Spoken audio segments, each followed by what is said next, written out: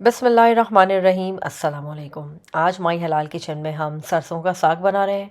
और सरसों का साग हमने बोनलेस चिकन के साथ बनाया था और ये बहुत अच्छा तैयार हुआ।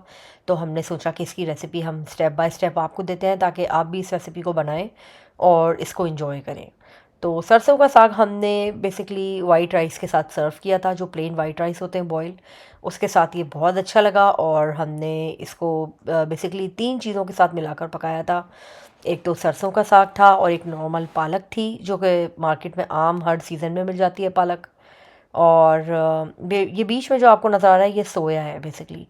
तो 700 ग्राम ईच हमारे पास सरसों का साग था। ये सोया है जो मैं दिखा रही हूँ आपको स्क्रीन पे।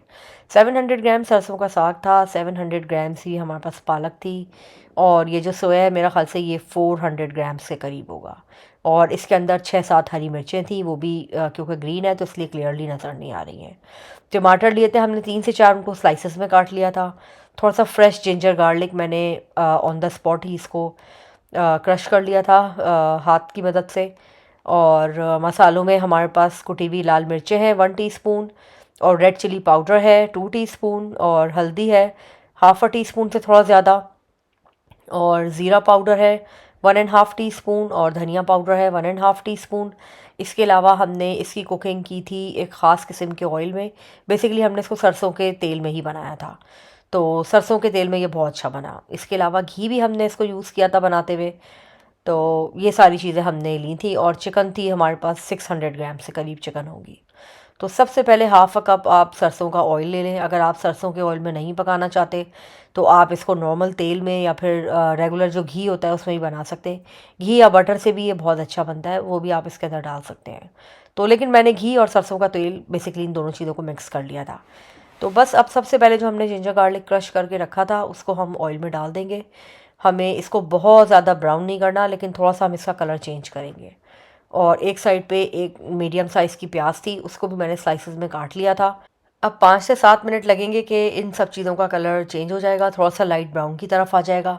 जब इसका कलर लाइट ब्राउन हो जाएगा तो हम इसके अंदर चिकन ऐड कर देंगे, जो कि हमने बोनलेस चिकन ली थी 600 ग्राम्स थी। और हड्डी की, अगर आपके पास हड्डी वाली चिकन है तो आप बेशक वो डालने को ऐसा हार्ड एंड फास्ट रूल नहीं है। आप इसको मटन के साथ भी बना सकते हैं, लैम का मीट हो, बीफ हो, जो भी आपके पास हो, क्योंकि प्रोटीन तो ज़रूरी है। तो इसलिए हमने इसके अंदर चिकन डाली थी और ये बोनलेस चिकन थी। तो बस अब हम चिकन को अच्छी तरह से भून लेंगे। और चिकन का जैसे ही थोड़ा सा कलर चेंज होगा, वाइट सा कलर हो जाएगा, तो सारे मसाले जो हमने लेके रखे थे वो हम सब इसके अंदर डाल देंगे। साग को पकाते हुए जिस बात का हमें सबसे ज़्यादा ख्याल रखना है वो ये है कि हमने साग को सबसे पहले काटा। तीनों तरह की चीज़ें जो हमने आपको दिखाई हैं इनको हमने अच्छी तरह से पहले काट लिया था। बहुत ज़्यादा बारीक नहीं काटा था, बस रफ़ी चॉप किया था, क्योंकि आगे जाके हमने इसको ब्लेंड करना है। तो काटने के बाद हमने इसको बहुत अच्छी तरह से वॉश किया था, क्योंकि अक्सर इसके अंदर मिट्टी होती है। तो उस मिट्टी को निकालने के लिए एक बड़ी सी पतीली या कोई भी बड़ा बर्तन आप ले लें, और उसके अंदर जो आपने काट के रखी है सब्ज़ी उसको आप पानी में भिगो दें। 5 से 7 मिनट तक आप उसे पानी में भिगो दें, और अगर ज़्यादा मिट्टी आपको फ़ील हो रही है तो आप उसका पानी 2 से 3 दफ़ा चेंज कर लें। तो बस जब उसका पानी आप चेंज करेंगे तो फिर आप उसको निकाल कर एक छन्नी में डाल दें और उसके सारे पानी के निकल जाने का वेट करें। बेसिकली हमने इसको बहुत अच्छी तरह से धोना है, क्योंकि इसके अंदर मिट्टी ज़रूर होती है। अब जब चिकन भुन जाए, सारे मसाले आप डाल दें। तो फिर मसाले डालने के बाद जो हमारे पास टमाटर थे वो और हरी मिर्चें, दोनों चीज़ें हमने इसके अंदर डाल दी थी। और अब हम चिकन को थोड़ी देर ढक के पकाएंगे। यहाँ पर चिकन जो है वो 50% हमारी गल जाएगी। जब चिकन 50% गल जाएगी और इसका पानी भी थोड़ा थोड़ा सा ड्राई हो जाएगा, तो हमने इसके अंदर हाफ़ अ ग्लास के करीब पानी डाल दिया था, क्योंकि सारी बोनलेस चिकन मैंने अलग कर ली थी। क्योंकि अब इसी पतीली में हम साग या पालक जो भी हमने लेके रखा हुआ है हम उसको भी इसी पतीली में डाल देंगे। डंडियाँ मैंने इसकी अलग नहीं की थी। वैसे पाकिस्तान में हम इस तरह से करते थे कि हम सिर्फ पत्ते यूज़ करते थे और डंडियाँ हम यूज़ नहीं करते थे। लेकिन यहाँ पर ये सब्ज़ी बहुत मुश्किल से ही अवेलेबल होती है, तो बेस्ट यही था कि हम इसकी डंडियाँ, जो कि बहुत सॉफ्ट होती हैं और बिल्कुल ग्रीन कलर की थी, बहुत फ्रेश थी, तो इसलिए मैंने इसकी डंडियाँ अलग नहीं की, वो भी मैंने पत्तों के साथ ही काट ली थी। अब ये जो चिकन हमने अलग कर लिया है तो ये पीछे इसका मसाला रह गया है। इस मसाले के अंदर हमने जितना भी साग लेके रखा हुआ था वो हम सारा इसके अंदर ऐड कर देंगे। क्योंकि साग ज़्यादा था तो ये एक दफ़ा में पतीली में नहीं आ रहा था, और पकने के बाद इसने बहुत ही थोड़ा सा ले जाना होता है। तो पहले मैंने हाफ़ डाला और पतीली को कवर कर दिया। जब ये 10 से 12 मिनट में रिड्यूस हो गया साइज़ में, तो फिर मैंने रिमेनिंग हाफ़ जो था वो भी इसके अंदर डाल दिया था। अब देखें इसका साइज़ कम हो गया है, तो जो रिमेनिंग था वो मैंने इसके अंदर डाल दिया था और फिर दोबारा से पतीली को हम ढक के यहाँ पर हम कम से कम 15 मिनट के लिए पकाएंगे। जब इसकी ये शक्ल आ जाए तो आप इसके अंदर आधे से 1 गिलास पानी डालें और आप इसको इसके ठंडा होने का इंतज़ार करें। जब ये ठंडा हो जाए तो आप इसको एक जग में डाल के ब्लेंड कर लें। लेकिन मैंने यहाँ पे इसको जग में ब्लेंड नहीं किया था, मेरे पास हैंड ब्लेंडर मौजूद था। अगर आपके पास हैंड ब्लेंडर है तो बेस्ट है कि आप इसके अंदर हाफ़ ग्लास पानी डालें या 1 गिलास पानी डाल के आप इसको हैंड ब्लेंडर की मदद से एक पेस्ट फॉर्म में ले आएँ। ये पेस्ट होने से ये होगा कि ये काफ़ी स्मूथ हो जाएगा और इसका टेक्सचर बहुत अच्छा आएगा। अगर आप चाहें तो इसके अंदर क्रीम भी डाल सकते हैं, लेकिन मैंने बहुत ज़्यादा इसको चिकना नहीं किया।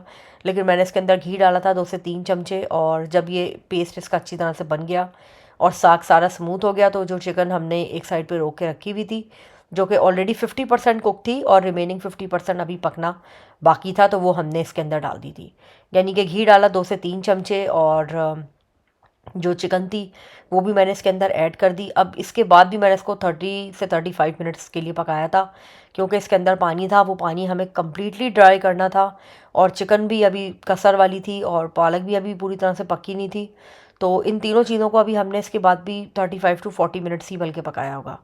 अब हमने पानी कम्प्लीटली ड्राई करना है, क्योंकि जो इसका एंड रिज़ल्ट है उसके अंदर बिल्कुल भी पानी नहीं होना चाहिए। वही साग अच्छा होता है जिसको आप कम्प्लीटली भून लें। जब ये भुन जाए और बिल्कुल पकने के करीब आ जाए तो आप इसके अंदर 2 से 3 चमचे और घी डालें, उसी से इसका टेस्ट निकलेगा। अगर बटर है तो बेशक आप बटर डाल दें, थोड़ी सी हरी मिर्चें डाल दें, और बस अब ये साग जो है वो सर्व होने के लिए बिल्कुल रेडी है। कोई भी इसके अंदर पानी नहीं था। आपने मेक श्योर करना है कि ये कम्प्लीटली भुन जाए और इसके अंदर पानी ना हो, क्योंकि वो खाने में अच्छा नहीं लगता है। देखें, चेक करें, इसके अंदर कोई पानी नहीं है, ये बिल्कुल अच्छी तरह से इसका सारा पानी खुश्क हो चुका है। बस अब फिर हमने इसको सर्व किया वाइट राइस के साथ, और मैं उम्मीद करती हूँ कि ये रेसिपी आपको पसंद आई होगी और आप इसको ज़रूर ट्राई करेंगे। आपने स्टेप बाय स्टेप इसी तरह से फॉलो करना है। देखें, इसके ऊपर घी जो डाला था हमने वो मेल्ट हो गया है कोने में, वो कितना अच्छा लग रहा है और ये खाने में भी बहुत अच्छा था। सर्दियों में तो ये मस्ट है, इस रेसिपी को आप ज़रूर ट्राई कीजिएगा और हमें अपना फ़ीडबैक दीजिएगा। हम आपसे मिलेंगे किसी नई वीडियो में और एक बहुत अच्छी सी रेसिपी के साथ। जब तक के लिए आप माई हलाल किचन को इजाज़त दें। अल्लाह हाफ़िज़।